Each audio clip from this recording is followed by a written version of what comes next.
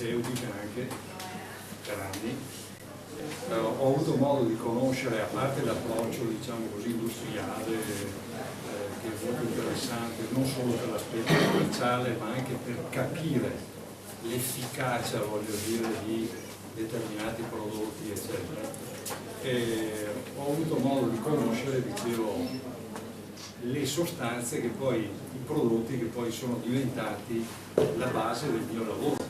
Parliamo verso la fine degli anni 80, siamo nell'88, e io mi interessavo di sintesi di prodotti medicinali. Mi sono stati chiesti dei prodotti per sportivi. Mi sono interessato di questi prodotti, erano materie prime diciamo che erano utilizzate anche nell'industria farmaceutica, perché allora alcune sostanze erano classificate ancora come farmaci, per esempio certi aminoacidi che adesso sono degli integratori alimentari, 20 anni fa erano classificati come farmaci. Sono partito con queste polverine, con queste cose, quindi ho imparato anch'io cammin facendo.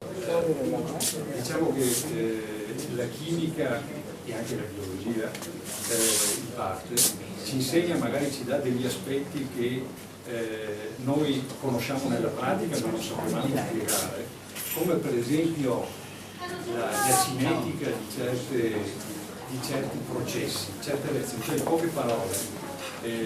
Allora un alimento diciamo così tradizionale, uno lo prepara in cucina in tempi relativamente ristretti, no? Tempo di preparare la preparazione, diciamo. Nel settore dietetico, ma anche diciamo la tecnica farmaceutica, ci sono queste sostanze che vengono usate che interagiscono tra loro, ma con tempi che possono essere a un certo punto in questo percorso, siccome mi erano state richieste delle barrette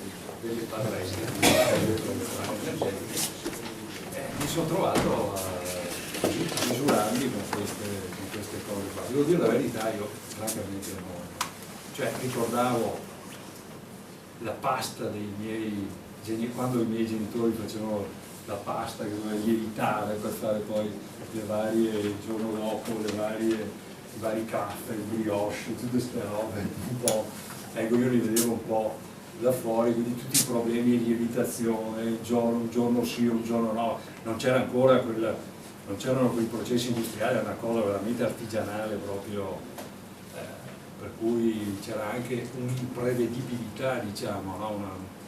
Una certa aleatorietà nel risultato. Ecco. Comunque, per farla breve, mio fratello è pasticcere.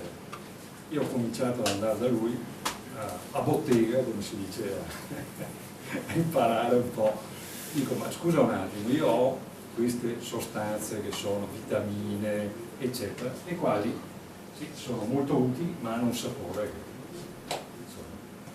è possibile. Quindi la mia sfida è stata quella di creare un prodotto senza i conservanti e senza gli additivi che vengono tradizionalmente usati in questi prodotti, un prodotto che conservasse l'efficacia ma dal punto di vista organolettico fosse anche buono. Ecco, questo è stato un po' diciamo l'obiettivo che strada facendo ho cercato di realizzare. E questo grazie, devo dire, all'esperienza che avevo accumulato senza rendermi tanto conto a casa, diciamo, tra i miei che maneggiavano pasta, capisci? Ma poi anche con le altre esperienze che ho avuto nel settore farmaceutico, nella chimica, quindi una convergenza, diciamo così, di eventi fortunati che mi hanno portato a fare queste cose qua. Ecco, per cui adesso continuiamo e cerchiamo di, su questa strada, ecco, di fare dei prodotti che di conciliare, voglio dire, ecco, questo discorso di bontà e di efficacia al tempo stesso. Ecco, quindi è una cosa, non quindi il prodotto medicinale che ti fa bene, è cattivo, eccetera, naturalmente laddove è possibile.